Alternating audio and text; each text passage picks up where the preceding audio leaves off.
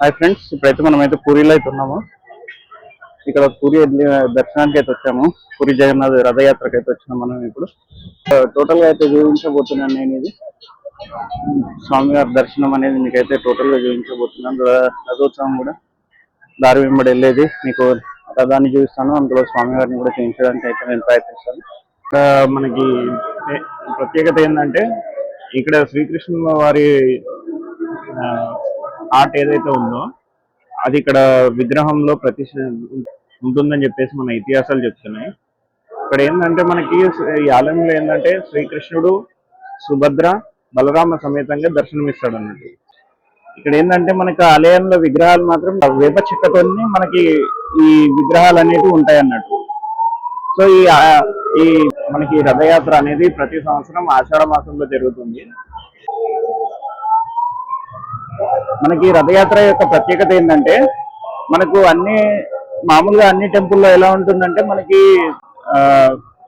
ఉత్సవ విగ్రహాలు వేరేగా ఉంటాయి. మరియు రథం ఏదైతే ఉంటుందో అది ఒకటే ఉంటుంది. అదే మనకి ప్రతి సంవత్సరం వాడుతూ ఉంటారు. కానీ ఇక్కడ మన పూరిలో ప్రత్యేకత ఏంటంటే మన రథం అయితే ప్రతి సంవత్సరం కొత్తది నిర్మిస్తారు అన్నట్టు. ఆ విగ్రహాలు అనేవి మనకి రథం మీద పెట్టేసి ఊరేగిస్తారు అన్నట్టు. ఆల్రెడీ పబ్లిక్ అనేది స్టార్ట్ అయిపోయారు ఇక్కడ.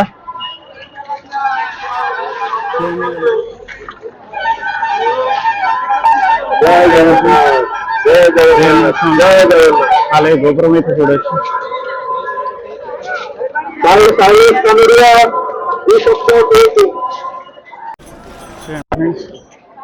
వాటర్ అయితే ఎలా స్ప్రే చేస్తున్నాను.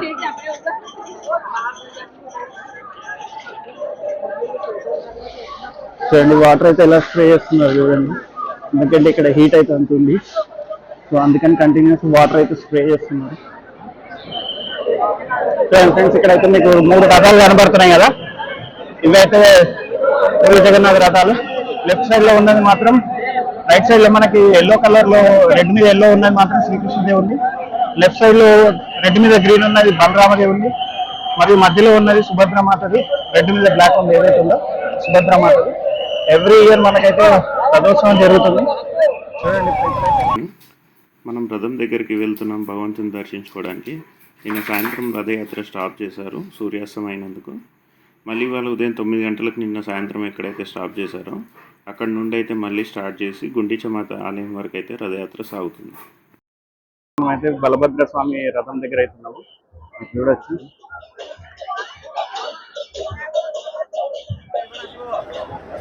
బలరామ స్వామి యొక్క రథాన్ని చూడండి. బలరామ స్వామి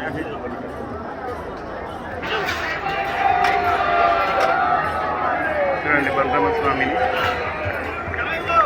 చూడండి ఫ్రెండ్స్. బలరామ స్వామిని అయితే మీరు చూడొచ్చు.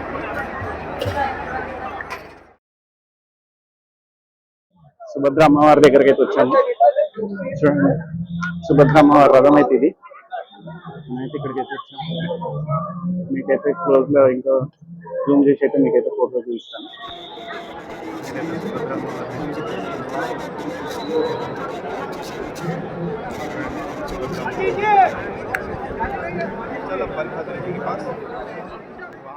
హాయ్ ఫ్రెండ్స్, ఇప్పుడైతే మనం అయితే జగన్నాథ స్వామి రథం దగ్గర అయితే చూడొచ్చు. నా వెనకాల అయితే జగన్నాథ స్వామి చూడొచ్చు. జగన్నాథ స్వామి అయితే మీరైతే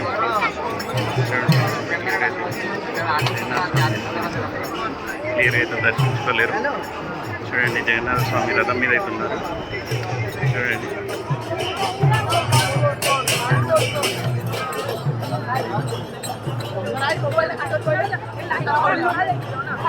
ఆలయం ఇంకా పోతుంది. ఒకే దాన్ని రథం అయితే లాగుతున్నారు.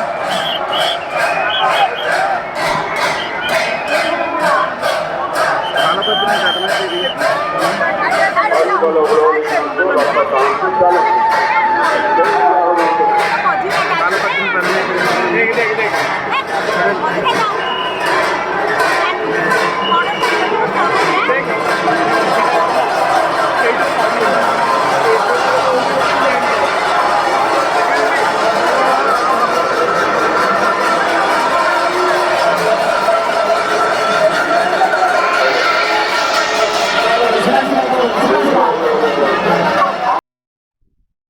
ఇదైతే జగన్నాథ స్వామి యొక్క రథం యొక్క తాడు.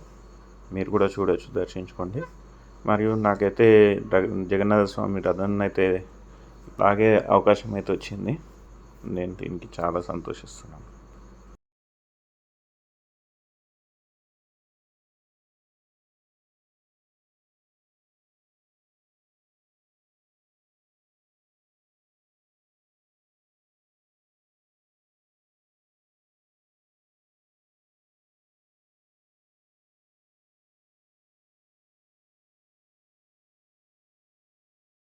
జగన్నాథ స్వామి రథయాత్ర ముగుస్తుంది మరికొద్ది సమయంలో. బలరామస్వామి, సుభద్రామాత మరియు జగన్నాథ స్వామి రథాలు గుండీచా ఆలయం దగ్గరకు వచ్చాయి. రథయాత్రను వీక్షించడానికి లక్షల సంఖ్యలో భక్తులు అయితే వచ్చారు. మీరు డ్రోన్ వ్యూలో చూడొచ్చు. మనకు కనబడుతున్న ఆలయం మాత్రం అది గుండీచా అమ్మవారి ఆలయం. ఆలయం దగ్గరికి రథాలు రావడంతోనైతే రథయాత్ర అయితే ముగుస్తుంది. మీరు చూడొచ్చు.